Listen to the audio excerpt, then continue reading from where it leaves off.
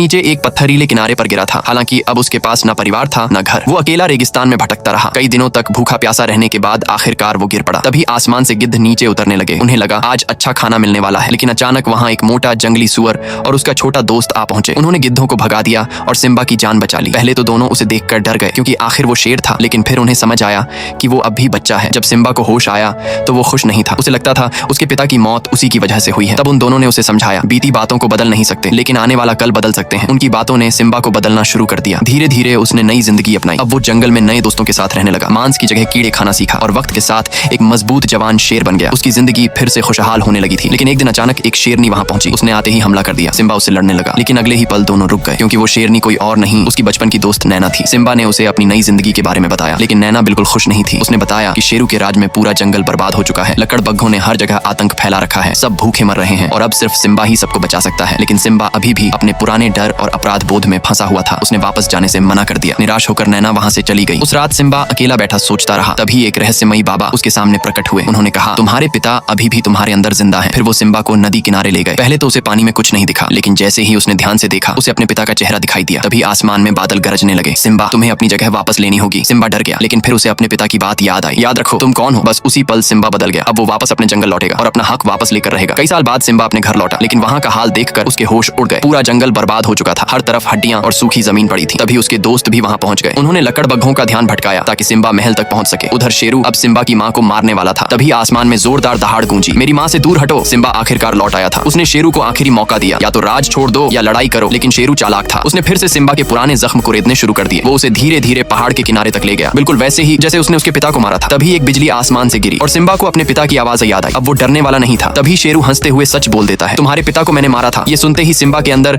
सालों से दबा गुस्सा फट पड़ा। जिस दर्द में वो इतने साल जी रहा था, असल गुनहगार तो शेरू था। इसके बाद जंगल में भयंकर लड़ाई शुरू हो गई। शेर और लकड़बग्घे आमने सामने थे। आखिरकार सब मिलकर लकड़बग्घों को हरा देते हैं, लेकिन शेरू मौका देखकर भागने लगता है। सिम्बा तुरंत उसके पीछे दौड़ पड़ता है। दोनों पहाड़ की चोटी पर पहुंच जाते हैं। अब शेरू के पास भागने की कोई जगह नहीं बची थी।